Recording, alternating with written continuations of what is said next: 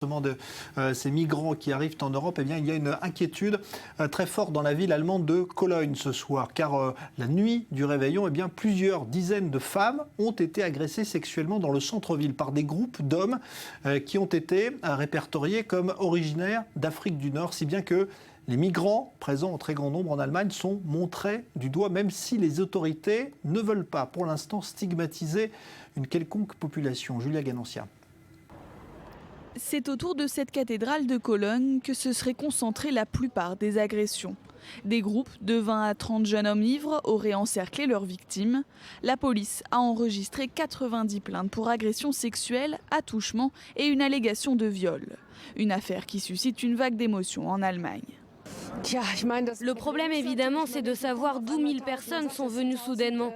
Ils disent qu'il s'agissait de 1000 personnes d'Afrique du Nord et que ce n'étaient pas des réfugiés. Mais d'où sont-ils arrivés? C'est la question que vous devez vous poser. Je pense qu'on doit simplement être préparé, on doit être prudent et toujours attendre l'aide de la police. Victimes, agresseurs, témoins, des actes qui pourraient impliquer plus d'1 millier de personnes. Le gouvernement allemand condamne les faits mais refuse toute instrumentalisation de cette affaire dans le débat sur l'afflux de migrants en Allemagne. Les investigations en cours permettront de déterminer qui sont les malfaiteurs impliqués, en faire un problème à travers des interprétations simplistes et mettre en relation ce problème avec celui des réfugiés ne servirait pas le débat. Maintenant, il nous faut déterminer les faits et en tirer les conclusions nécessaires. En tirer les conclusions nécessaires, car le temps presse. La mairie de Cologne accueillera du 4 au 10 février des centaines de visiteurs pour le carnaval. Elle tenait ce mardi une réunion de crise pour préparer l'événement. Alors on est en ligne justement avec Benjamin Hardy qui est journaliste à Cologne, au Petit Journal de Cologne plus précisément. Bonsoir. Est-ce qu'il y a ce soir de nouveaux éléments? Est-ce que on dit ou est-ce que la police penche pour le fait que ces actes aient pu être commis par des migrants, par des réfugiés, comme la population semble penser?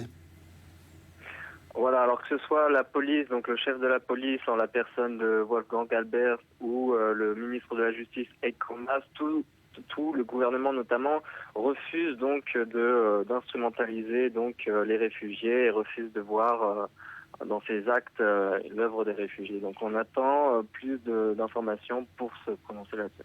Mais c'est une affaire sans précédent, c'est ce que disent les médias allemands. Oui, alors là, la nature est complètement, donc c'est une dimension complètement nouvelle concernant ces actes impliquant autant de personnes. Donc pour rappel, quasiment 1000 personnes sont impliquées ayant soit défendu donc les agresseurs ou soit ayant agressé les personnes. Mais donc c'est une dimension totalement nouvelle dans la manière de faire. On a l'impression que le gouvernement allemand marche sur des œufs parce qu'effectivement il ne veut pas pointer le doigt accusateur vers ces réfugiés qui viennent d'arriver. Oui, c'est une situation délicate. Pour rappel, la bourgmestre, donc la maire de Cologne, s'est fait agresser avant son entrée en mandat, donc par rapport à sa défense, sa ligne de conduite, par rapport à la défense qu'elle avait sur les réfugiés. Et Cologne accueille un grand nombre de réfugiés. C'est une des villes d'Allemagne qui en accueille le plus.